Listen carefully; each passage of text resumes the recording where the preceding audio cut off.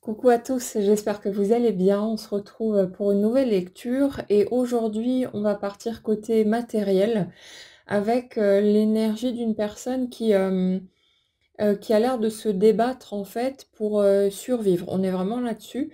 Quelqu'un qui semble faire beaucoup d'efforts, vraiment faire des pieds et des mains pour tenter de se maintenir à flot, hein, financièrement pour pouvoir, voilà, avancer, dans sa vie tranquillement. Mais j'ai l'impression de quelqu'un qui ne comprend pas, en fait, pourquoi ses efforts ne payent pas. Pourquoi est-ce que, son implication, son investissement ne semble pas produire, en fait, de fruits ou pas suffisamment en tout cas. Et il y a en arrière-plan, une notion de colère, d'injustice, une, une incompréhension aussi et quelque chose qui dit, «Je ne peux pas me permettre de me laisser aller à ma tristesse, à mon dégoût, parfois de la vie», ce genre de choses, parce que j'ai l'impression que si je m'autorise à rentrer dans ces émotions-là, mon monde va s'effondrer totalement.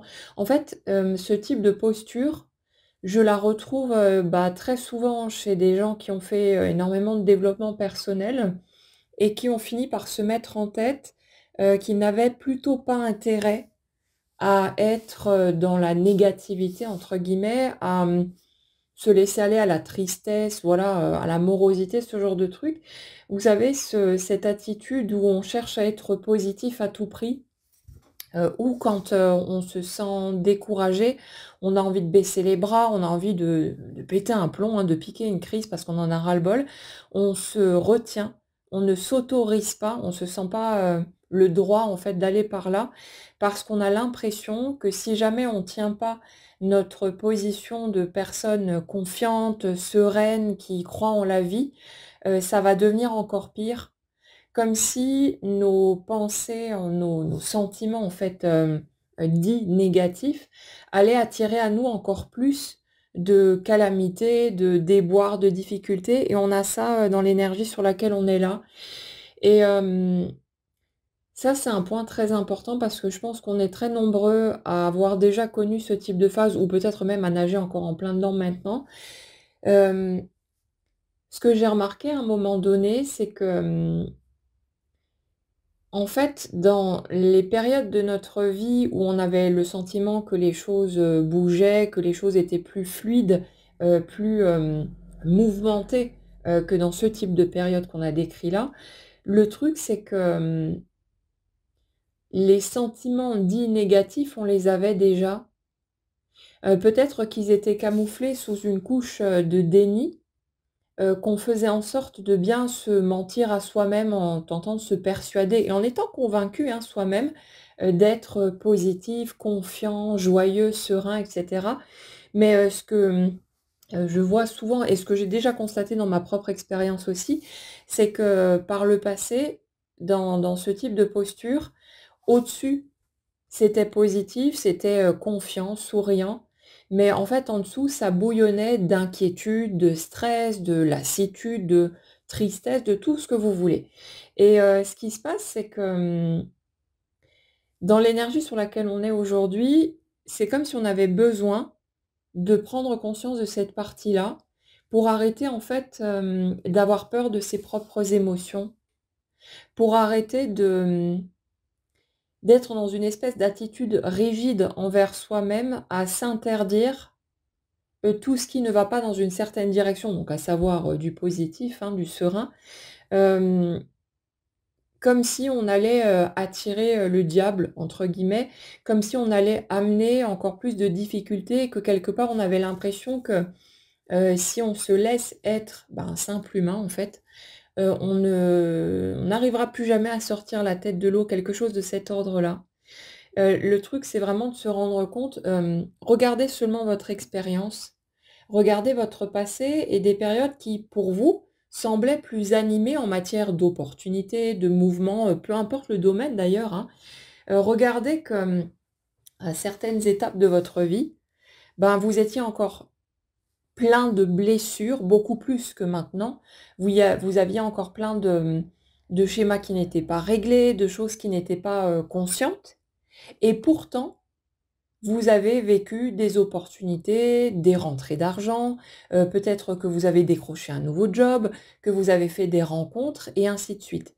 Et c'est très important de se rendre compte que nos émotions, qu'on qualifie de négatives, celles qui sont moins agréables en fait à traverser, n'empêchent rien, que ce n'est absolument pas une barrière qui pourrait, vous priver du bonheur, de l'épanouissement, de l'abondance, de l'amour, auquel vous pouvez aspirer.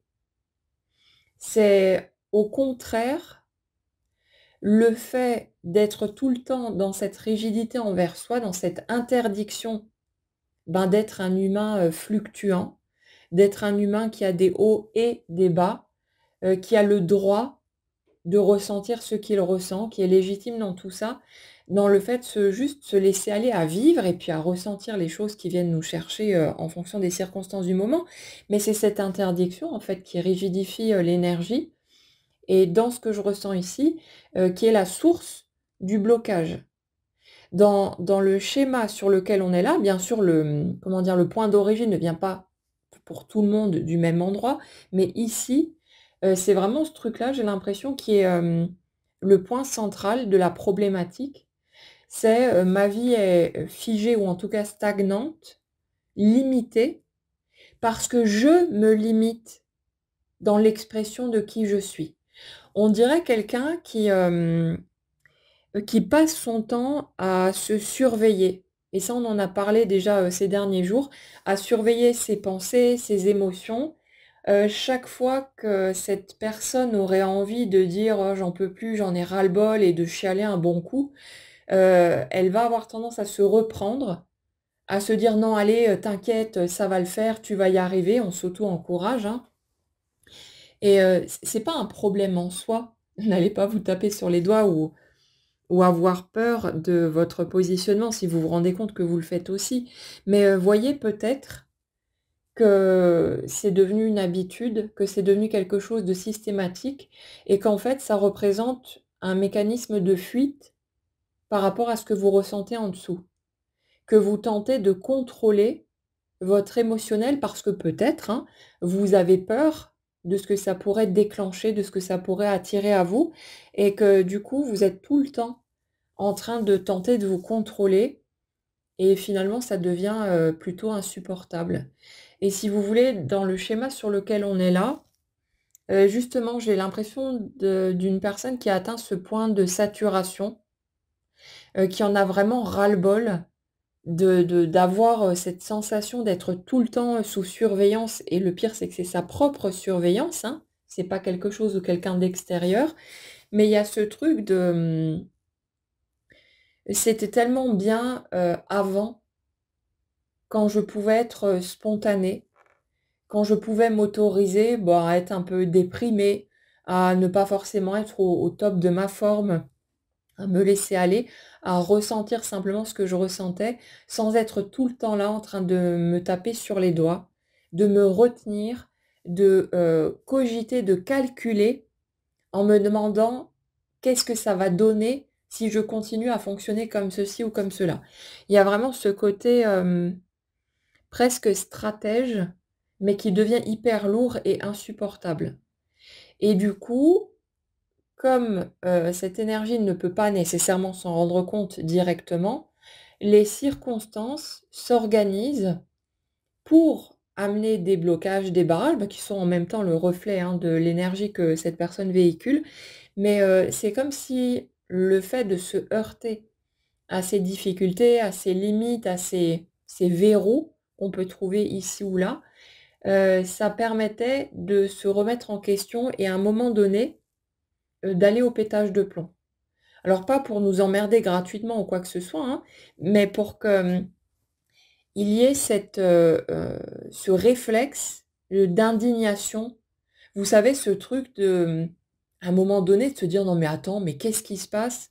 Mais d'où est-ce que j'aurais pas le droit de ressentir, de la colère, de la frustration, du dégoût, de l'injustice, de la tristesse, du ressentiment et ainsi de suite. Je suis un être humain. Là, peut-être que je vis des choses difficiles qui me bousculent, qui me chahutent, qui me font mal. En quoi est-ce que je n'aurais pas le droit de ressentir ça? Ça sort d'où cette idée que je devrais impérativement ressentir du positif, être confiant ou confiante alors que je me sens effondrée? J'en ai ras-le-bol de me surveiller parce que j'ai peur en fait que ma vie devienne une catastrophe. J'en ai ras-le-bol de m'interdire d'être cet humain que je suis, avec ses limites, ses faiblesses, sa fragilité, et ainsi de suite. Et il y a vraiment ce truc-là, cette espèce de déclic qui vient en fait grâce à ces blocages, à ces difficultés rencontrées et accumulées, et qui nous pousse finalement à dire stop à ce développement personnel ou cette spiritualité, dans leur côté, on va dire malsain, même si le plan de départ, hein, c'est pas, comment dire? C'est pas mal intentionné. Le but, c'est d'essayer d'avoir une plus jolie vie, d'aller, voilà, vers quelque chose de plus sympa, de sortir de la souffrance, hein, dont tout le monde a envie de se défaire et c'est naturel. Mais, dans l'excès, en fait, ça devient malsain. Ça devient malsain parce que ça devient une prison où on passe son temps justement à se surveiller, à se retenir, à craindre ses propres sentiments, ses propres pensées. Et là, on s'enferme soi-même dans un truc qui est pas cool du tout et c'est ni épanouissant, ni joyeux. Et c'est ça en fait la clé qu'il y a là-dedans pour, ce type de cas de figure, c'est de voir que, si vous vous sentez concerné par ce mécanisme-là, cette impression, hein, que malgré vos efforts, malgré peut-être votre acharnement, tout ce que vous mettez en place, les choses ne bougent pas comme vous le souhaiteriez. C'est peut-être que vous êtes devenu trop sévère envers vous-même, trop rigide et que vous passez votre temps à tenter de vous contrôler, de vous interdire et comme vous rendez en fait vos élans naturels, comme de la pierre, hein, quelque chose qui s'est pétrifié, ça fait que votre vie, ce qui se produit, se retrouve pétrifié aussi et donc vous observez des résultats qui sont soit mitigés, soit inexistants et vous pouvez ne pas comprendre, hein, d'où ça sort, mais ça peut être une clé pour vous. Donc on a vraiment ici, dans ce type de système, quelqu'un qui a besoin de respirer un grand coup et de, dire d'aller se faire foutre à ce bon vieux développement personnel et à la spiritualité.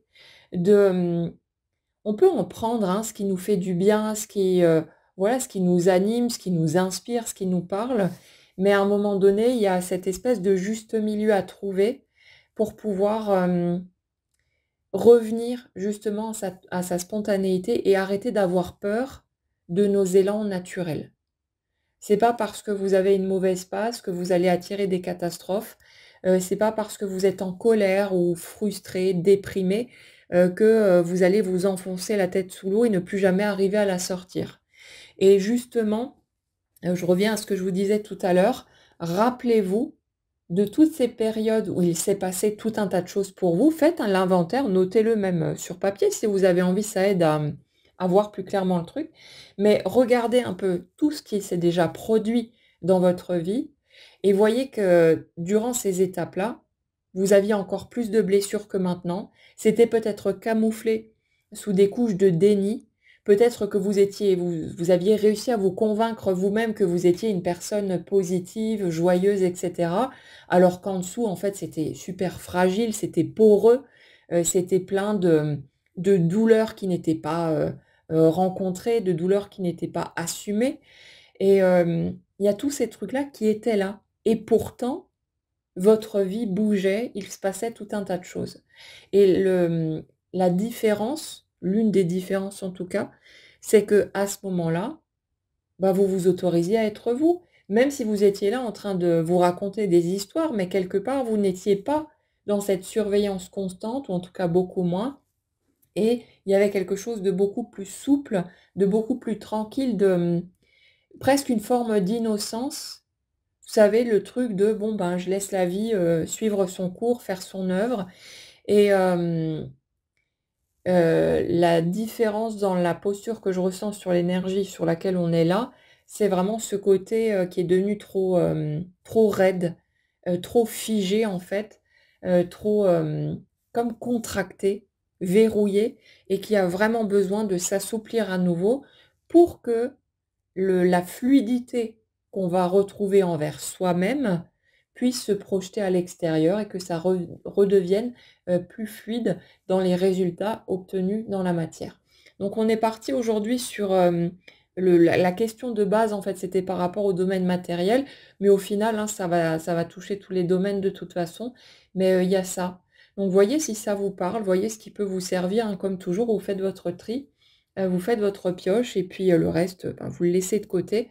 Récupérez ce que vous pouvez au fur et à mesure des lectures qu'on fait et puis n'oubliez pas que les réponses arrivent aussi au fur et à mesure qu'on est prêt à les entendre. Parfois elles reviennent un certain nombre de fois parce qu'on n'arrive pas à les intégrer, de suite et c'est normal, hein, c'est pas un problème.